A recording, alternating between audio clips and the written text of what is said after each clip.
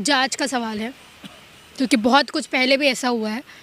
और जब आप पॉलिटिकल पार्टी से ऐसे पब्लिक फिगर रहते हैं ना, तो कोई भी चीज़ प्राइवेट आपकी रहती नहीं है ना। आपकी लाइफ में भी बहुत सारी ऐसी चीज़ें होती है कि अगर आप कोई भी चीज़ में इंगेज हैं तो आपके ऊपर सवाल होते हैं हर चीज़ के लिए।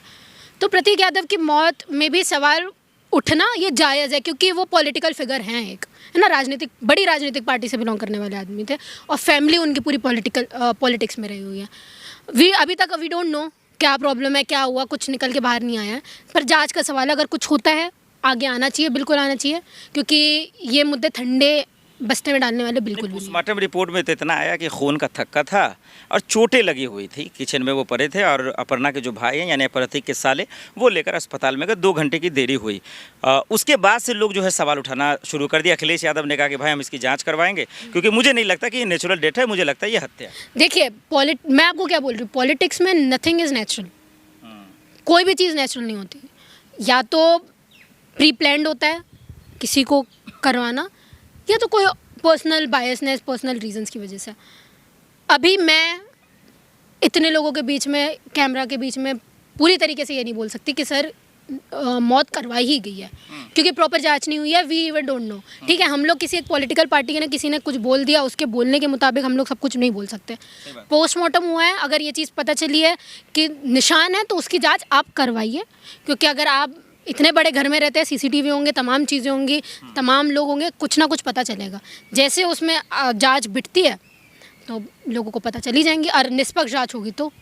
3 बातें हैं उसमें। एक तो अपर्णा से नाराज़गी, जो खुद उन्होंने सोशल मीडिया पे आके कहा कि भाई हम तलाक लेना चाहते हैं, मेरे घर को, परिवार को, सबको बर्बाद तबाह करना चाहती है, फिर वो मैनेज होता है। दूसरा, स्वास्थ्य का हवाला। अखिलेश ने खुद कहा कि इसका स्वास्थ्य ठीक नहीं रहता, हालांकि वो जिम ट्रेनर खुद हैं, जिम चलाते भी थे, बिजनेस भी करते थे। 2 बातें।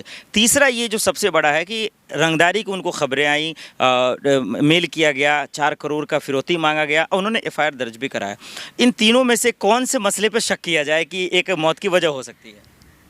किसी पे भी नहीं किया जा सकता अभी, क्योंकि कुछ भी हो सकता है। अपर्णा यादव अपनी खुन्नस निकालने के लिए करवा सकती हैं। हेल्थ रीजंस हो सकते हैं, जो बहुत बड़ी बात नहीं है। हेल्थ रीजंस की वजह से हमने बड़े बड़े लोगों को मरते हुए देखा है। दूसरी चीज़, फिरौती भी हो सकती है कि अगर आपने फिरौती नहीं दी तो आपको मरवा ही दिया जाता है। जब तक उन्होंने ये भी कहा था कि 4 करोड़ दो, नहीं तो पॉस्को एक्ट में तुम्हें फंसा देंगे। तो सर, मैं वही तो बोल रही हूँ।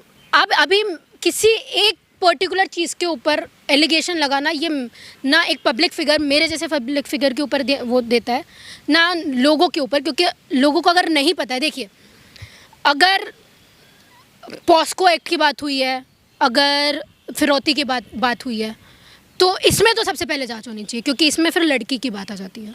पॉस्को एक्ट नाबालिग लड़कियों के ऊपर लग रहा है ना।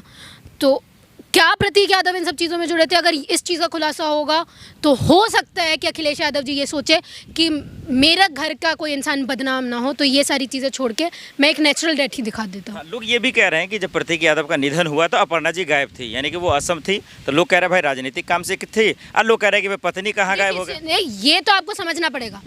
पॉलिटिक्स में अगर एक बार आके कोई आदमी ये चीज़ बोल रहा है कि मेरा रिश्ता अच्छा नहीं चल रहा है, तो इसका मतलब नहीं चल रहा है। बाद में आप कितना भी क्लियरिफाई कर दो, ये बात सही है कि अपर्णा और प्रतीक जी के बीच में चीज़ें ठीक नहीं थी। ना वो साथ में रहने चाहते थे, ना उनको ये था कि हम लोग बहुत अच्छे से रह पाएंगे एक साथ में। तो कोई बहुत बड़ी बात नहीं है। हो सकता है उन्होंने कुछ करवाया हो, और हो सकता है कि उनको इतना लगाव नहीं होगा कि वो अपने पति के निधन में आए, उनको ऐसा लगा कि मैं असम में जाऊँ, वहाँ ज़्यादा बेटर है। तो कोई भी चीज़ बहुत ज़्यादा इमोशनल होकर सोचने की बिल्कुल भी ज़रूरत नहीं है ना, कि वो क्यों नहीं गई, पत्नी है, यानी पति पत्नी के बीच में पत्नी जैसा कुछ था ही नहीं पहले।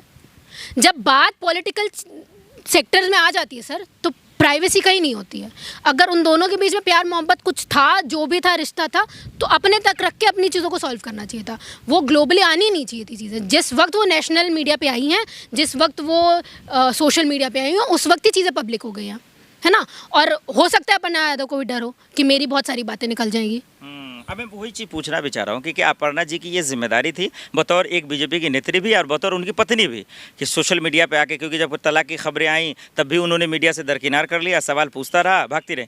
क्या अभी भी कम से कम बताना चाहिए कि एक्चुअल में क्या हुआ था, कैसे वो गिर गए, कैसे पोस्टमार्टम रिपोर्ट में जो आ रहा है उसका एक्चुअल मतलब क्या निकाला गया? आपको क्या लगता है सर, आके ये बताएंगे कि मैंने देखा है अपनी आंखों से? नहीं ना, ये को बोलता है, हत्यारा का भी बोलता वो जो है माता जी इसमें इन्होंने माना नहीं, ये आ गए वापस और फिर अपना ऑफिस जाना, अपना रूटीन का काम शुरू कर दिया। तो ऑफिस जा रहे थे, अपने दोस्तों के साथ कहीं जा रहे हैं या जैसे बैठे हुए हैं किताब पढ़ रहे हैं। थिनर की ट्रांसफ्यूजन है वो आप हॉस्पिटल में ही एड्रेस कर सकते हैं, जब कम डोज होती है तब आप घर पे दे सकते हो उसको, जो फ्लेक्सिन चलती है तो वो है।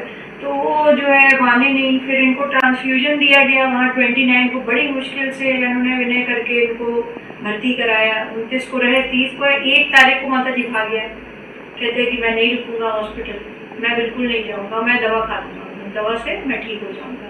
अच्छा चल फिर रहे थे, अपना सब कुछ नॉर्मल ही कर रहे थे, क्योंकि ये तो माता जी अंदरूनी मतलब कोई भी क्या है तो पता ही नहीं जी। इनकी आदत थी जैसे बैठ गए तो फिर बैठ गए, ऐसा नहीं था कि मतलब बहुत इनका फिर जैसे चलते थे। तो इनका ये भी रहता था, ऑफिस वाले इससे भी बहुत परेशान रहते थे कि भैया जी बैठ गए एक तरफ जम से, तो मतलब फिर बैठ गए, तो काम में फिर वो रुकते नहीं थे कि मैं ये भी कर रहा हूँ, ये भी कर रहा हूँ, और सब बैठ करके मीटिंग होता ही है।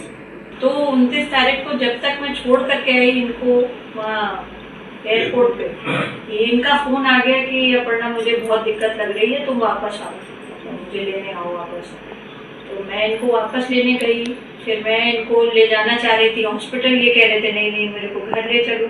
मतलब माता जी बहुत ज़्यादा जिद करते थे कि हॉस्पिटल नहीं जाना है।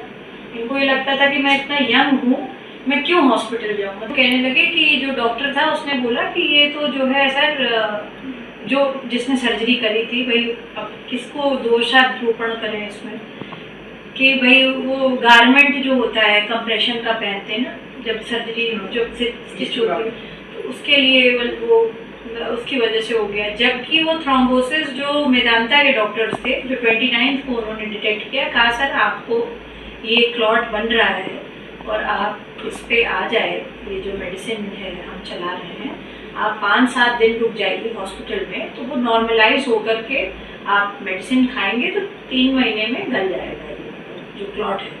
But it is a time taking procedure, मतलब ये नहीं कि आपने अभी किया, आपको स्टिल बहुत प्रिकॉशनरी लेना है।